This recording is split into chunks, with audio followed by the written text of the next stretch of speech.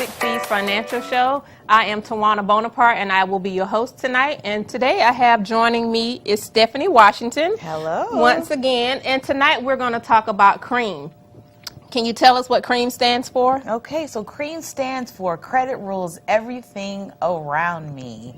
Exciting topic. I love talking about credit because, one, we know it does play a major part in everything that we do. And that's why we came up with this topic, so that we can share with the Yes. world in the simplest form possible on how you can get your credit in good standing and how to keep it in good standing, and different ways that you can, go about getting those big, large purchases without any issues or any problems. So Right. without further ado, we're going to start with the first acronym, which is credit. And can you tell me a little bit about your personal credit versus from 10 years ago to now, what you've learned about your credit? Oh, absolutely. My credit has definitely been on a journey. So, believe it or not, my credit was actually really good growing up because I had financially savvy parents. And one thing that they did is that they really helped me establish excellent credit. But unfortunately for myself, I didn't really understand how it worked and how important it was. So, of course, over time, when you get a little older, you get access to money and credit cards and things of that nature. We tend to do things a little bit on the impulsive side. So my credit went up, and down. Of course, as you get older and you're trying to purchase homes and cars and different things like that. So I would definitely say that it's been a journey with my credit. But the good news is that we're here, and I have a extremely great understanding of how credit works and how to maintain excellent credit. Okay. Now, what about you? Okay, my journey has been a great one. It's had its roller coaster ride, Right. just like everybody else. It's ups and downs, ins and outs. But once I learned what credit was all about, I kind of stayed on the straight and narrow with keeping my credit in good standing. So with that being said, not only do I know how credit works now, I fix credit as well. So I educate people on it during the process to help them understand, once you get it to where you want it to be and how to maintain it is very, very important. Okay. So I'm going to give you a case scenario. I have a slew of customers. My business is growing rapidly. I have a lot of customers who want the education, who want the knowledge, and want to stay on the straight and narrow. And then I have some that are temporary people. Okay. When I say temporary, I mean they want to get it fixed just for one particular item. Okay. And then they'll purchase that item. They'll either pay for it or they won't. Right. They don't really care about the credit after that part. Right. So that's the part that I don't understand. Right. Why would you fix your credit just to purchase one item and then turn around and mess it back up? So with that being said, I try to educate everyone from start to finish, at least 90 days, and give them the opportunity to understand and get in the mold of the journey to good credit on a permanent basis. Right. So what do you think are the main issues that most people have when it comes to their credit? What are some things that would cause someone to just kind of spiral downhill as far as having good credit? Oh, God. It could be lack of income. It could be in between jobs, not having enough money to live day to day, like paying your light bill, paying your credit card bills on time, or your rent could be high, or you could get a new vehicle and you got more expenses than you normally have. Right. So something's gonna suffer. Right. So once that happens and occurs, then that's when the problem comes in with the credit, because you're letting something go, like your credit card, then something don't get paid, then your credit suffers from that. So that's one of the reasons. And also, we have millennials. I love talking about them. They are so irresponsible when it comes to paying bills. They want to splurge and buy whatever they want to buy and let the parents worry about, who's going to pay that credit card bill. Right. So it could be a number of things, but that's what I've witnessed in the past with the credit spiraling out of control. Okay. It's mostly money. Mostly money. And income, yeah. Yeah, I definitely can concur on that. And the thing about it is, credit is a conversation piece in pretty much any financial decision that you're trying to make. And I really like to emphasize with people, it's better to have excellent credit and not need it than to need excellent credit and not have it. Absolutely. You know, for whatever reason, we really don't put a huge emphasis on having excellent credit. And the problem is that what people don't understand is that life happens. And what do you do in the instance that, guess what, you get hurt on the job and you can't work anymore? And what maybe you might need a line of credit to help you get over the hump. You know, maybe you have to take care of some kids and then you have doctor bills, or you have an emergency, your car breaks down. Like, there's so many things that can happen just in everyday life. And having that cushion and that backup, it makes it a lot easier to navigate through those things that happen, you know, because we can't, you know, foresee all of the challenges that are going to happen as we're going through life. Right. But one thing that we can't control is our credit. Right. And how we utilize it. And one thing that people don't understand is what you can do is communicate with your creditors. You can call your creditors and like, I'm laid off, I don't have the money, can we set up a payment arrangement? I think that's much easier than to sit there and let your credit suffer for 6 months or 12 months. When you can give them a call, they are willing to work with you because they want you to be a client. And they want you to keep that bill as long as possible. So with that being said, then, you know, you can do those things to work on your credit. Absolutely. And, you know, I have actually a personal testimony when I first lost my job. And, you know, with our car note, that was actually one of the things that I did. And believe it or not, they gave me 6 months without having to pay my car note. Wow. And that allowed me to free up some time. And I mean, of course, I have to deal with the fact that they did add it to the back of the loan. But what it did is it still allowed me to maintain my positive history with a company and the relationship. Good. And it also allowed me to get myself back on track and get our feet together so that way we could continue handling our business without having to deal with a lot of those things. So when you say talking with your creditors, I mean, truly, they are willing to work with you. And of course, not every creditor is the same, but to me, I think it shows good faith when you at least communicate with them before the situation gets out of hand. Correct. You know. So the next thing that we're going to talk about is the R in C.R.E.M.E. And that really speaks about credit really rules everything around you. Right. So with that being said, like, for instance, when you're applying for a job, if you're applying for a car note, a car loan, a home loan, basic necessities. Right. Light bill, utility, like all those things require them to pull your credit. And that's why it's important to keep it in good standing, because if you don't, you're going to pay a higher interest rate or you're going to pay a larger deposit. And we don't have extra money to just give away because of our credit rating. So that's why I'm kind of, you know, hard on people when it comes to credit, and I love to educate people. I love to spread the wealth and the education and the news about, they think it's a joke, but it's really not. Right. And some people like, well, credit don't really mean anything to me because if you have the cash, we don't need to use our credit. We could just pay for anything. Well, how are you going to, where's this cash coming from? Right. I need somebody to explain that to me. Where's the cash coming from? Right. If you don't have the cash, then you at least have the credit. You can go get a loan to sustain a little while longer while you know, building up a business. So I will use my credit for building a business or, you know, whatever kind of loan that's going to bring in revenue versus just getting money just to put in my bank account and just go on vacation. Like, that makes no sense to me. But so, you know, also too, people have to keep in mind your credit builds credibility. So you can have cash all day, but most financial institutions still want to know what your credit looks like because it gives a history. It tells people how well you are able to manage your cash flow. Right. And they want to know that. And if you do get in a bind, because that's the thing, we cannot predict what's going to happen. Absolutely. So if something happens, they need to know that you have access to more cash so that way you can continue at least, you know, paying those obligations, those financial obligations that you already have.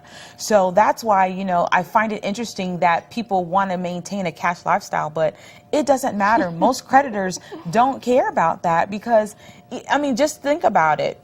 Even the banks check your credit, Right. and that determines for a banking account or a savings account. Or absolutely. Right. So if you can't even get access to a regular checking account, how are you going to get your cash from your job? So what about placing a person on a budget while they are building their credit? Learn how to spend money, like learn the definition of how money works. Yes. Great topic. I think, and you know what? I know for myself that budgeting has always been a challenge for me even. And, and because it's not even the fact that, having to manage your finances, I really think what it is for most people is discipline. Absolutely. Because that's again, the key word. That is the key word, because we are an instant gratification type of economy now. Right. We see it, we want it. We have yet to learn how to put together a game plan, or just to simply say no to the things that we want. Good luck with that one. That temptation, man. It'll catch you every time. And, and at the same time, too, media plays such a huge role in it. From watching TV, going out, hanging out with your kids. What about social media and all those ads? Oh, my gosh. Everything looks better on social media. That gets me every time. And I'm like, okay, I'm on a strict budget. I'm not spending any money today. Right. I'm home bored. Right. Just woke up from a nap and I'm scrolling through social media. Okay, it don't cost but this much. And I'm trying to justify why I need to buy this item. But at the same time, I'm like, but I'm on a budget. Right. I can't buy it. Well, then you're a good one, because at least you think about it. Because most people like, budget, what? They spend on impulse. That's right. We are some big consumers in this world. We consume everything that we possibly can. I want to do a poll on social media and see who has an emergency fund in place. Like right now, in the city we're in of Charlotte, we have a hurricane coming. Right. I'm wondering if people are waiting for their paychecks to post to their accounts before they go buy items to put in the home for the storm. Right. Or do you have emergency money? Because this is an emergency. Right. This is very, very important. And I have a jar at home. I have several of them. Right. And I stash away money. That's my emergency fund. Wow. And, and that's definitely something to think about. And that's why I said, again, when emergency rises, where do you stand at? Because just think about it. Some people don't get paid till Friday. Don't people get paid till Saturday? So what you going to do? The storm hits Thursday. Right. So those are things that we have to keep in mind is, being prepared. Right. It's too much. We're such a reactive type of people that we have to change our mindset and start being more proactive about. And this storm right here, being that it's an emergency and something that we did not expect, why can't you take that same concept and use it for your home budget, or for your lifestyle, or whatever you choose to do it for? Have an emergency fund behind, say somewhere, anywhere. I don't care if you take $5, $10 a week, or a month. Just have something put away for a time like this. Yeah, absolutely. As such, absolutely. And I think too that we have to keep in mind is that, right now a lot of times people are thinking that, we really are so limited on income most times. That's like you just said, that the main issue when it comes to our credit is income. Right. And and the thing about it is you got one job that's supposed to support 10 to 15 different bills. Right. So those are some things that we have to also reevaluate as well too. As far as, sometimes you might have to bite the bullet and consider working a part-time job, or just doing some things that could bring some additional income that will at least help you get a little bit further than you currently are right now. And, I think that's the next issue that a lot of people have is, first we talked about discipline, but sacrifice. Right. You have to be willing to sacrifice, because it's one or two things. You're either going to sacrifice your time or you're going to sacrifice your money. And being that you said that extra income and working another job, how about having 6 different streams of income? Oh my gosh. Can you imagine the kind of lifestyle that you could have with 6 streams of income? See, and that really helps to cover all your bases, because that's what I'm working for. I have to pay for my spending habits. So I make sure that I have created an income that pays for my lifestyle, an income that pays for my savings, my income that pays for my investments. And then, and that's what they say, your job is meant to pay for your expenses, but you want to be able to develop other avenues of income for those other additional things. It sounds like I'm going to have to put you on a budget. Because I'm listening to what you're saying. Right. To these people out here, but what does your budget look like? Right. Well, I'm gonna put you on the spot today.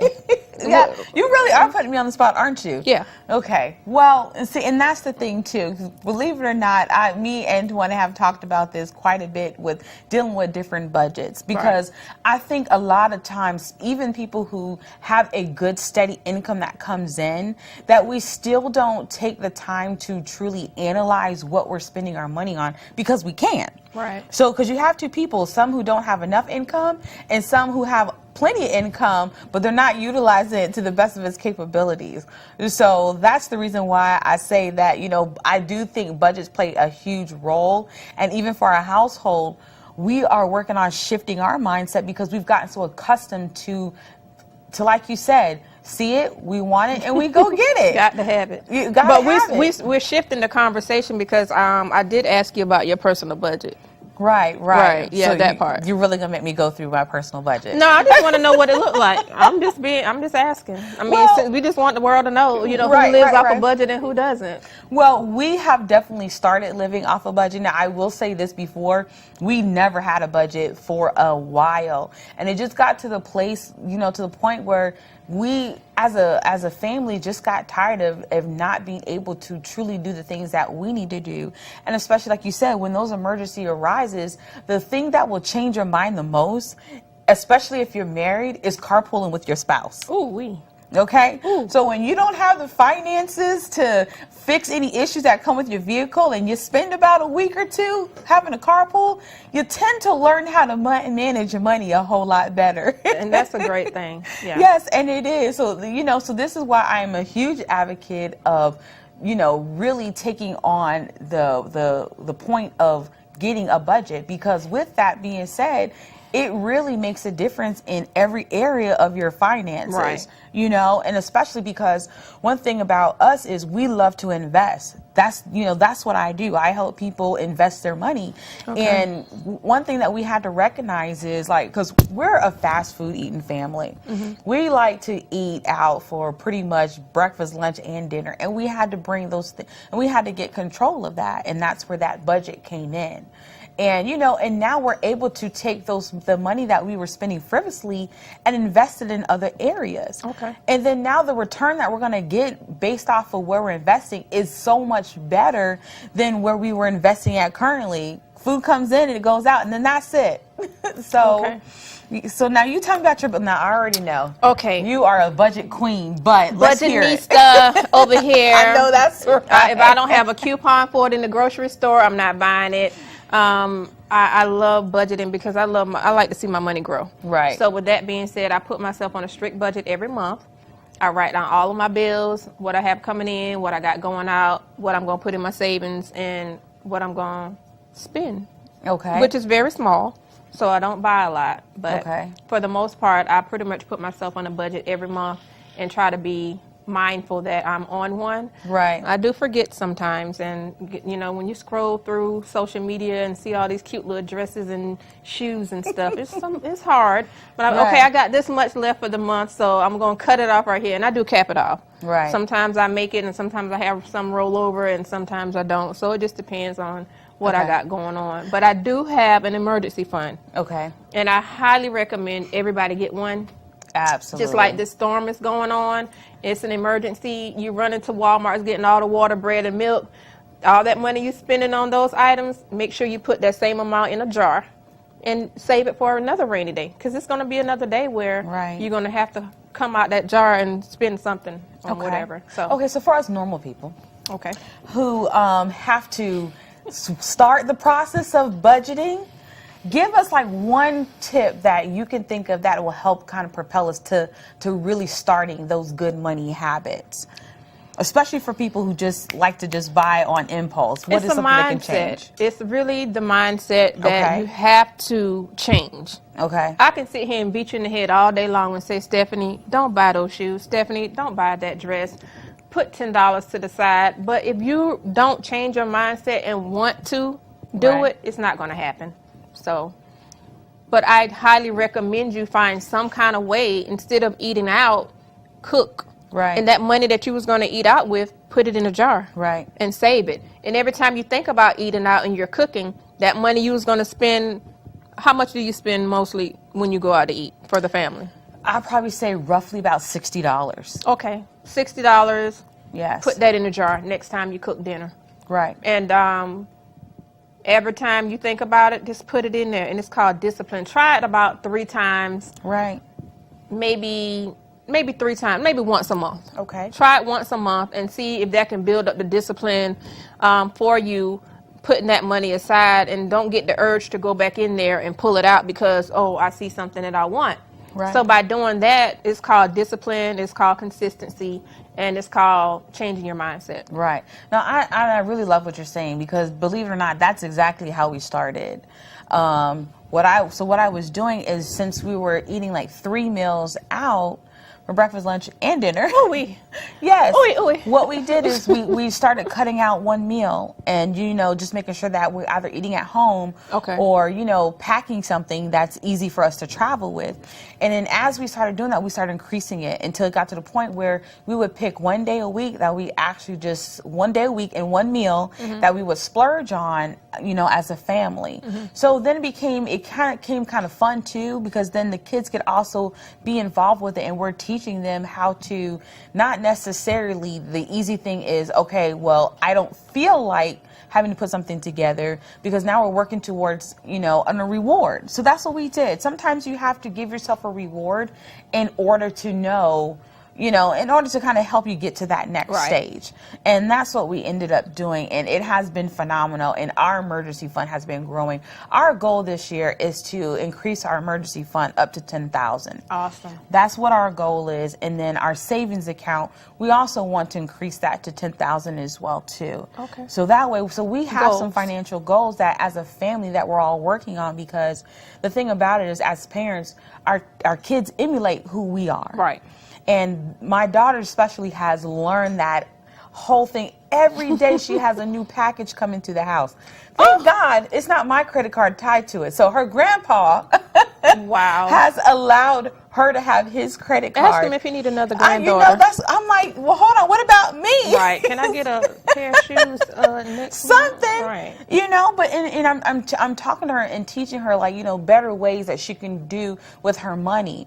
And, so this is why I say it's very important that as parents that we have to really pay attention to how we handle our funds, because our kids are going to pretty much mirror what we do. And I think that's where my sister gets it from, because my mom is a shopaholic. Oh, wow. And my sister loves to shop. I think it's something women love to do, because I love to shop too, but I have to cut myself off and cap it off, because I will be shopping literally every day if I could. It's funny though, my dad is the shopper and my mom can make a penny cry. Ooh. Okay, my mom can make a penny cry. I've never heard that one before. Let me tell you, when you meet her, you'll understand what I mean, because that woman can budget like nobody's business. And I thought I could make $20 last 6 months. A penny cry, that's a new one for me. Yes, so that's why, I'm really glad that we were able to tie in, money management and credit, because those two things are literally like a marriage. Yes, they really do. You can't have one without the other. Absolutely. So our goal here is to make sure that everybody out there that's listening, create you an emergency fund if you don't already have one. If you do have one, kudos. But if you don't have one, start now. It doesn't matter if you put $5 in a jar, 4 quarters, whatever. Just start an emergency fund as soon as possible, just like this emergency weather that we're having right now. That's urgent, and you got to spend money that you didn't plan for the month. Yeah. Do the same thing for your household budget. Absolutely. So now I want to kind of change the conversation a little bit. Okay. So one thing that I think would be really great to talk about is money and relationships. Ooh. So let me ask you, how do you feel, or how do you approach, in a relationship, that money conversation? Do you even bring up credit and spending habits in a relationship? You do. That should be one of the most important conversations between you and your mate, especially if you're married or not married. If you're in a marriage, I think that should be discussed before the marriage even occurs. Who's going to spend what, how we're going to spend what, how we're going to save. All those things need to be important. I need to know your credit score too before we walk down that aisle, because I'm not dealing with a 410 credit score. I need your credit score to be at least 600. If not, I will help you. But that is a topic of discussion that needs to be had before you walk down the aisle. Right. If you're in a relationship and you want to do things together, like mesh your incomes or joint bank accounts, make sure that person knows how to spend money and know what money is about. I've been in situations before where I've had both. I've been in a marriage, I've been in relationships, and the conversations about credit and money and all that were talked about. Right. And it's not a stressful situation. The stress comes in when one person is doing the most and the other person isn't. So, oh yeah, because I know money can definitely put a huge strain on a relationship, Absolutely. on a marriage. Now, for me and my husband, we met at 19. So money and credit really wasn't on our minds. You know, we were just kind of like fresh in college and just love struck. So we really didn't have a conversation about it. Okay. And honestly, it really wasn't until we started getting into our careers and started having a family that we even actually had the conversation about it. So that's why I think I'm glad that you said that even as young people and relationships, and when you're starting to build something, you gotta start with a good foundation, and you have to have that conversation. Yep. But we'll have to talk about this some more, girl. Okay, well, thank you all for tuning in to the 6 C's Financial Show, and thank you for listening to these great golden nuggets that were shared from Stephanie and I. Remember, C.R.E.M.E is credit rules everything around me, and you need it for just about everything. If you need information about anything pertaining to your credit or finances, you can reach me at 6csfinancial.com. And if you would like to be a guest on the show, you can also reach me at 6csfinancial.com, or either you can give me a phone call on Facebook Messenger or either Instagram. Thank you again for watching the show, and we'll see you the next time.